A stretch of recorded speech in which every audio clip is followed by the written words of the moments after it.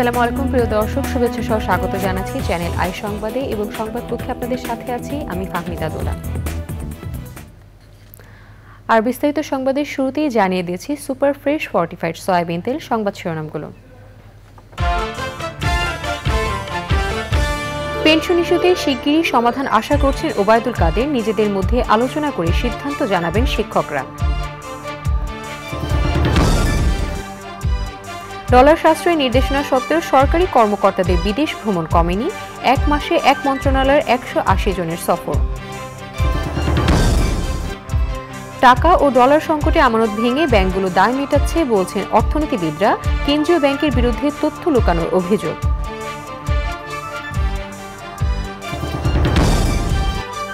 এবং সবুজে সাজাই বাংলাদেশ স্লোগানে প্রকৃতি ও জীবন ক্লাবের বৃক্ষরোপণ কর্মসূচি, ঝিনাইদহে বিরল প্রজাতির গাছের বীজ বিতরণ।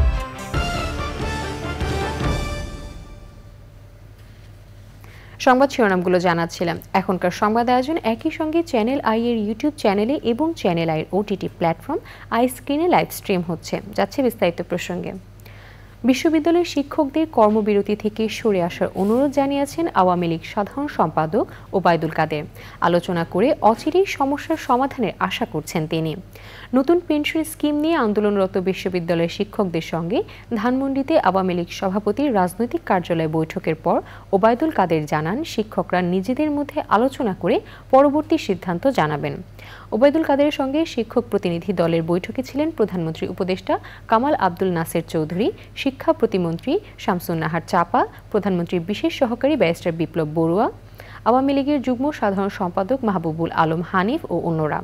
শিক্ষক প্রতিনিধি দলে ছিলেন বাংলাদেশ বিশ্ববিদ্যালয়ের শিক্ষক সমিতি ফেডারেশনের মহাসচিব অধ্যাপক নিজামুল হক ভূঁইয়া, ঢাকা বিশ্ববিদ্যালয়ের শিক্ষক সমিতির সাধারণ সম্পাদক অধ্যাপক জিনাত হুদা ও অন্যরা। বিএনপি স্থায়ী কমিটির সদস্য মির্জা আব্বাস বলেছেন, কোটা সংস্কার আন্দোলন নিয়ে বিএনপির নাম জড়ানো সরকারের নতুন চক্রান্ত। কোটা আন্দোলনে শিক্ষার্থীদের প্রতি বিএনপির পূর্ণ সমর্থন রয়েছে বলেও জানান তিনি। ঢাকা উত্তর ও দক্ষিণ বিএনপির নতুন কমিটির সদস্যদের নিয়ে বিএনপি প্রতিষ্ঠাতা জিয়াউর রহমানের কবরে শ্রদ্ধা নিবেদন করে মির্জা আব্বাস আরও বলেন, দেশকে ধ্বংস করে দিয়ে সরকার এখন পরনির্ভরশীল, নিজের দেশের সিদ্ধান্ত পাশের দেশের মাধ্যমে নিচ্ছে উল্লেখ করে তিনি বলেন, এটি দেশের স্বাধীনতার ভাবমূর্তি ক্ষুণ্ণ করছে। নতুন কমিটি সরকার পতন আন্দোলনের রাজপথে জোরালো ভূমিকা রাখবে বলে আশা প্রকাশ করেন বিএনপি নেতারা। ডলার সাশ্রয়ে সরকারি কর্মকর্তাদের বিদেশ সফর কমাতে সরকারের নেওয়া উদ্যোগ ভেস্তে গেছে। চ্যানেল আই এর অনুসন্ধানে দেখা গেছে, গত এক মাসে এক মন্ত্রণালয় থেকেই বিদেশ সফর করেছেন 150-এরও বেশি কর্মকর্তা। অন্য মন্ত্রণালয়গুলোর অবস্থাও প্রায় একই, হরহামেশাই বিদেশ যাচ্ছেন তারা। বিস্তারিত জানাচ্ছেন রফিকুল বাশার। নিষেধাজ্ঞা থাকলেও সরকারি অর্থে সরকারি কর্মকর্তাদের বিদেশ যাওয়া থেমে নেই। নিয়ম এড়িয়ে নানা কৌশলে তারা বিদেশ যাচ্ছেন।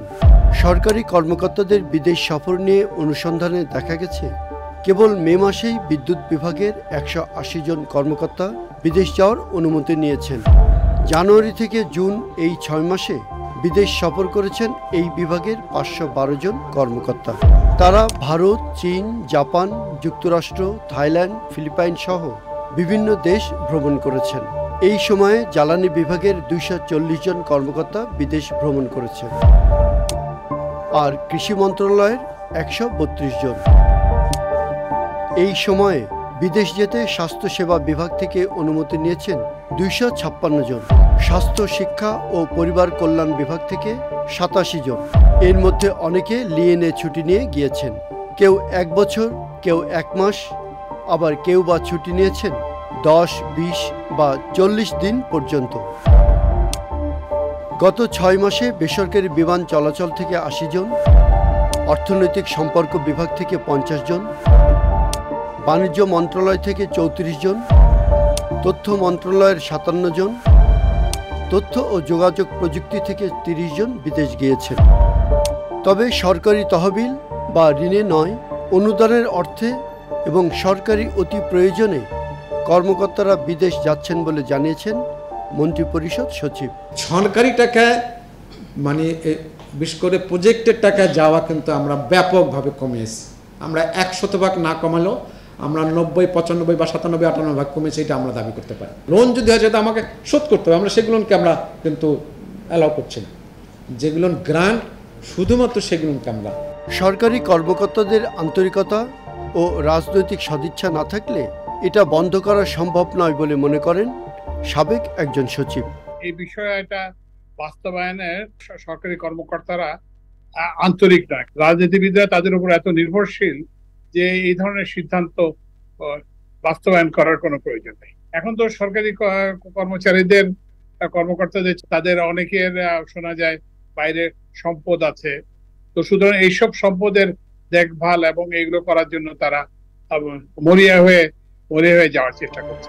এই অবস্থায় সরকারি অর্থে সব ধরনের বিদেশ ভ্রমণ, কর্মশালা ও সেমিনারে অংশ নেওয়া বন্ধ ঘোষণা করে আবারও নতুন পরিপত্র জারি করেছে অর্থ মন্ত্রণালয়। পরিপত্রটি সব মন্ত্রণালয়, বিভাগ, দপ্তর, অধিদপ্তর, সংস্থা, কর্পোরেশন ও সরকারি কোম্পানির জন্য প্রযোজ্য। Rafiqul Bashar, channel I, Dhaka. ব্যাংকে টাকা নেই, ডলারও নেই, কথাটি বলেছেন পলিসি রিসার্চ ইনস্টিটিউটের নির্বাহী পরিচালক ডক্টর আহসান এইচ মনসুর।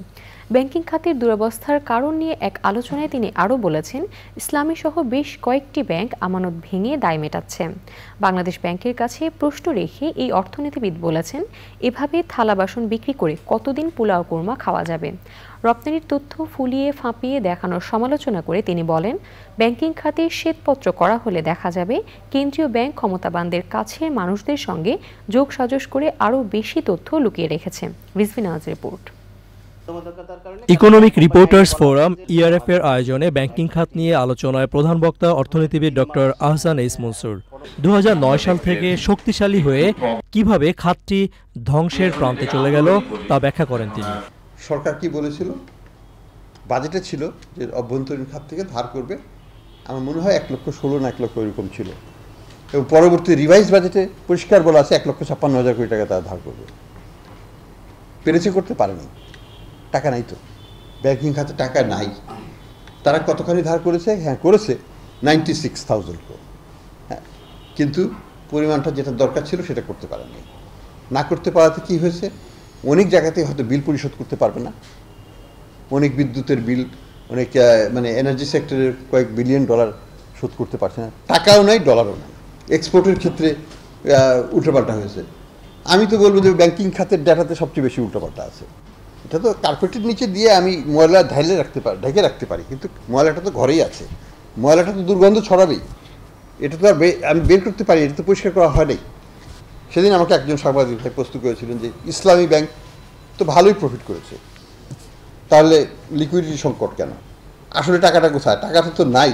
তো আমাকে বুঝতে হবে যে আমি ডিপোজিট খেয়ে যদি কোনো ব্যাংক চলে, সেই ব্যাংক কোথায় যেয়ে দাঁড়াতে পারে। আমার ঘরের থালা বাসন বেচে যদি আমি পোলাও কোরমা খাই, তো কতদিন খেতে পারবো আমি পোলাও কোরমা? তো এই জিনিসগুলো নিয়ে আমাদেরকে ভাবতে হবে। কেবল ব্যাংক নয়, শেয়ার বাজারে লুটপাট ও নৈরাজ্য থামাতে সরকার শোচনীয়ভাবে ব্যর্থ হয়েছে বলে মনে করেন তিনি। অ্যাজ এ কান্ট্রি আমরা কিন্তু miserably failed, I will understand, miserably, শোচনীয়ভাবে আমরা পরাজিত। এই আর্থিক খাতটাকে ঊর্ধ্বমুখী করার ব্যাপারে এটাকে আমরা করতে পারিনি। এটাকে শুধু করতে পারিনি না, আমরা এটাকে নিম্নমুখী করেছি গত 10-15 বছর। বাংলাদেশ ব্যাংক নয়, সরকারের নেতৃত্বে ব্যাংক খাতের অনিয়ম খতিয়ে দেখতে শক্তিশালী তদন্ত কমিটি করে শ্বেতপত্র প্রকাশের পরামর্শ দিয়েছেন অর্থনীতিবিদরা। Rizvi Nawaz, channel I, Dhaka. সবুজে সাজায় বাংলাদেশ স্লোগানকে ধারণ করে গত বছর বৃক্ষরোপণ কর্মসূচি করে দেশজুড়ে ব্যাপক সারা জায়গায় প্রকৃতি ও জীবন ফাউন্ডেশনের প্রকৃতি ও জীবন ক্লাব। এরই ধারাবাহিকতায় জলবায়ুর ক্ষতিকর প্রভাব মোকাবেলায় এবারও বৃক্ষরোপণ কর্মসূচি করছে প্রকৃতি ও জীবন ক্লাব।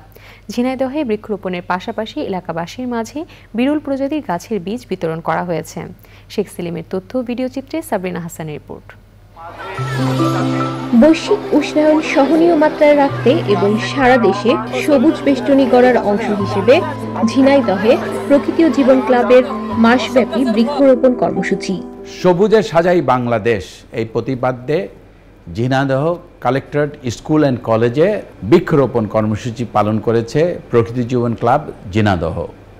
সারা বাংলাদেশব্যাপী কিন্তু এই কর্মসূচি শুরু হয়েছে প্রকৃতি জীবন ক্লাবের মাধ্যমে। আমরা ফলদ, বনজ, ঔষধি গাছ যত বেশি লাগাবো ততই কিন্তু বাংলাদেশটা ভালো থাকবে। বাংলাদেশের যে উষ্ণতা, সেই উষ্ণতা প্রশমিত হবে। শুধু ঝিনাইদহ না, ঝিনাইদহ ছাড়াও অন্যান্য জেলা এবং যেখানে যত পতিত জায়গা আছে সেখানেই কিন্তু আমাদের বৃক্ষরোপণ করতে হবে। আজকে কিন্তু আমরা এই সারা বিশ্বে যে উষ্ণায়ন হচ্ছে, এই উষ্ণায়নের মূল কারণেই কিন্তু আমরা বৃক্ষ নিধন করে ফেলছি এবং আমরা কিন্তু নানা ধরনের বৈরী কর্মকাণ্ডের মাধ্যমে আমাদের এই উষ্ণতাকে বাড়িয়ে ফেলছি। তো সেটাকে যদি প্রশমিত করতে হয়, বৃক্ষরোপণের কোনো বিকল্প নেই। আসুন আমরা সবাই মিলে বাংলাদেশটাকে সবুজে সাজাই।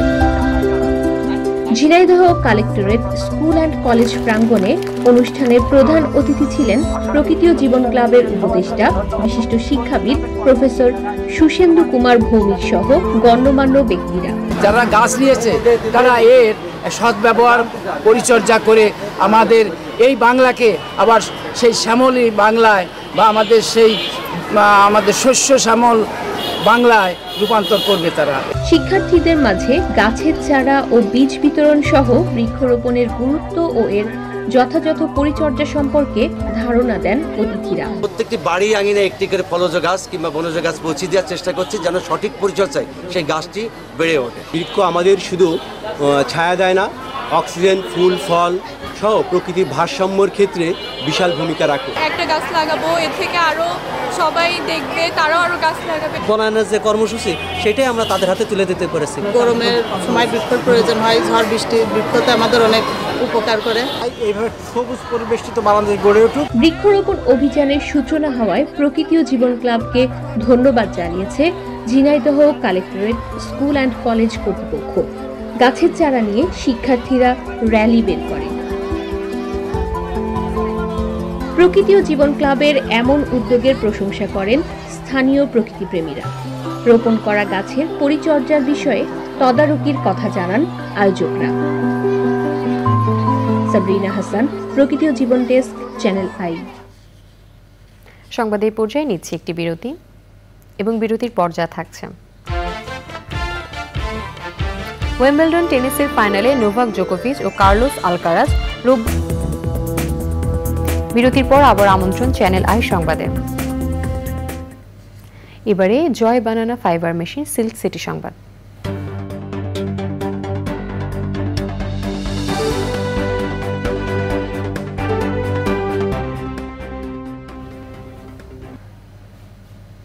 রাজশাহী মহানগরীর পদ্মাপাড়ে টি বাঁধ থেকে তালাইমারি পর্যন্ত বিভিন্ন শোভাবর্ধন করায় দর্শনার্থীদের ভিড় বেড়েছে।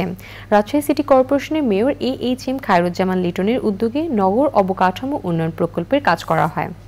দর্শনার্থীদের জন্য পদ্মা নদীর পাড়ে বিভিন্ন স্থানে গড়ে তোলা হয়েছে ঝুলন্ত সেতু, লালনমুক্ত মঞ্চ, বড়কুঠি এলাকায় ওয়াকওয়ে সহ দর্শনার্থীদের বসার জায়গা। বাচ্চাদের জন্য রয়েছে বিনোদনের ব্যবস্থা। এছাড়াও লালনমুক্ত মঞ্চের পাশে পদ্মা নদীর পাড়ে চলছে ঈদ আনন্দ ও পণ্য মেলা 2024। মেলায় বিভিন্ন পণ্যের সমাহারের পাশাপাশি রয়েছে সার্কাস, বিভিন্ন রাইড ও পানির ফোয়ারা। মেলা প্রতিদিন বিকেল থেকে রাত 9টা পর্যন্ত খোলা থাকে। এবারে নিটল টাটা কৃষি সংবাদ।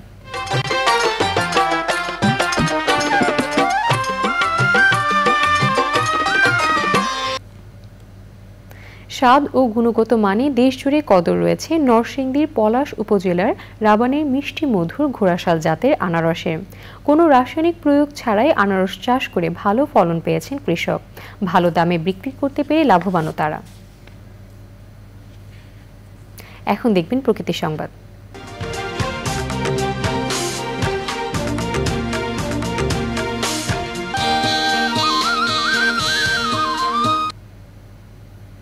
শিল্প কারখানার বর্জ্যের দূষণে মরতে বসেছে নারায়ণগঞ্জের প্রাণ শীতলক্ষ্যা নদী।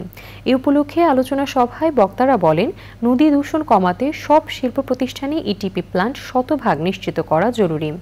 আর আমলাতান্ত্রিক জটিলতায় দোষীদের বিরুদ্ধে ব্যবস্থা নেওয়া যাচ্ছে না বলছেন সংশ্লিষ্টরা। এবারে খেলার খবর।